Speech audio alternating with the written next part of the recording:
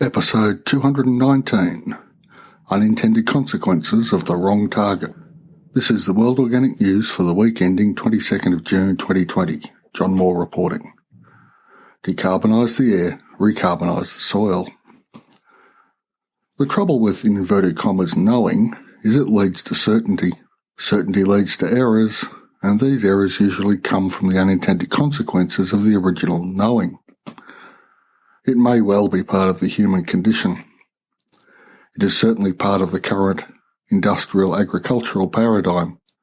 From Dr. Christine Jones' last episode came the following, quote, "No amount of NPK fertiliser can compensate for compacted, lifeless soil with poor wettability and low water holding capacity.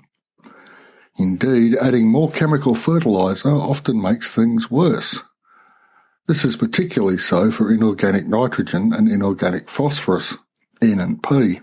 An often overlooked consequence of the application of high rates of N and P is that plants no longer need to channel liquid carbon to soil microbial communities in order to obtain these essential elements. Reduced carbon flow has a negative impact on soil aggregation, as well as limiting the energy available to the microbes involved in the acquisition of important minerals and trace elements.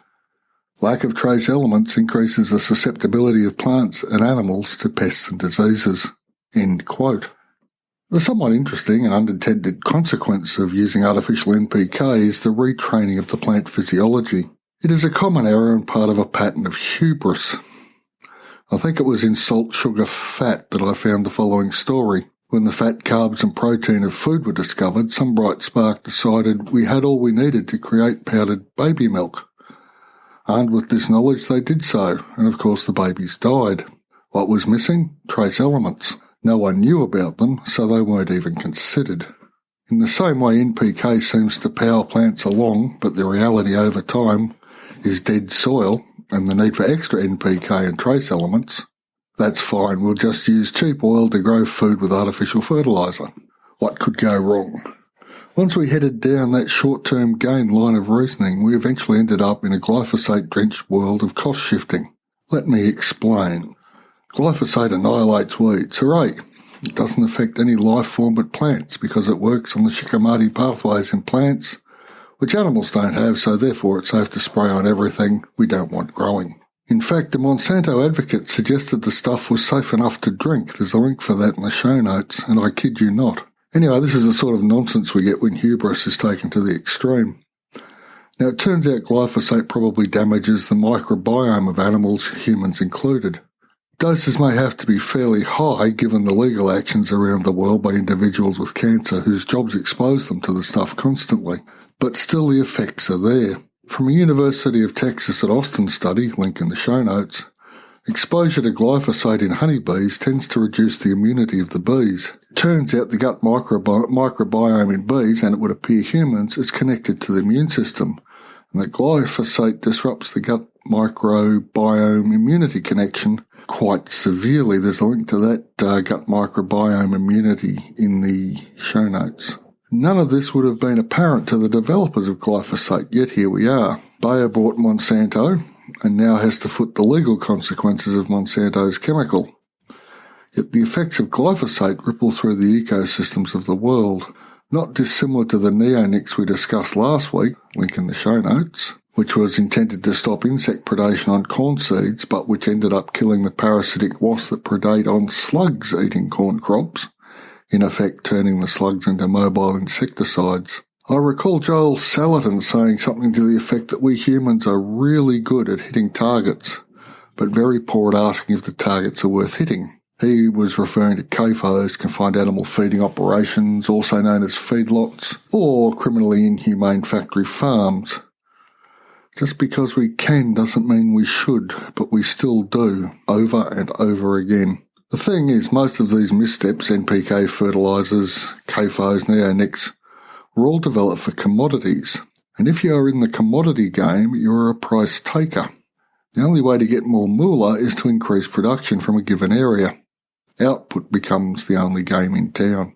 Imagine you're a corn farmer somewhere in the world and you generally grow 10 tonnes per hectare. You find a miracle fertiliser that allows you to grow 15 tonnes per hectare. Your income has just gone up 50%. But this sort of thing can't stay a secret for long, and in a couple of years all your fellow farmers/competitors are also growing maize at 15 tonnes to the hectare. What happens to everyone's price then? The market for maize hasn't increased by 50% in a couple of years, but the supply has. So the price per tonne falls to meet the supply. Now you are making what you did 3 years ago, having to grow more maize to do so and with greater costs because that miracle fertiliser continues to increase in price each year. It's a miracle after all. This is generally what happens with every major production breakthrough in commodities. Nowadays we have farmers trapped into these systems, making less each year and having to increase production just to stand still. Production, I might add, is a sort of foreshadowing that's dependent upon artificial fertilisers. More on that later. But what the hey, the supply chain is solid. Each part knows what it's doing and inputs arrive just when they're needed. What could go wrong? Well, a series of droughts could potentially bankrupt a farmer who has had to borrow to purchase the seeds, the chemicals and the diesel, etc. to run their equipment. And this has been the case in farming since at least the 6th century BCE, where moneylenders acquired extensive property holdings in ancient Greece as they bankrupted family farms and family farmers. And in those days, bankruptcy meant slavery. And this led eventually to a revolution in Athens to redistribute the land. But that could never happen now, could it? Never underestimate the power of hungry people. But that's an aside. But it's not just droughts, it's basic economics.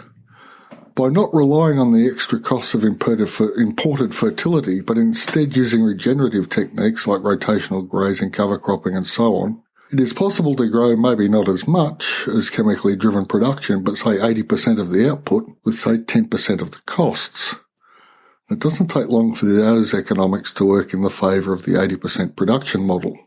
And the 80% production model has other benefits too, apart from the obvious biological, water retention and soil health benefits. There is the advantage of not being tied to the seed chemical supply chain. I was in our local rural supplies place the other week and overheard a conversation between the manager and a farmer. The gist of it was twofold. Electric fencing hardware, chargers and so on all come from New Zealand.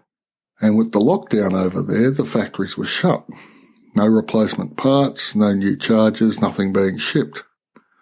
I believe that situation's changed now, but there'll still be that bubble where there was things unavailable. The other discussion was over herbicides, pesticides and NPK fertilisers. Guess where they all came from? That's right, the People's Republic of China. Again, that supply chain had been closed down.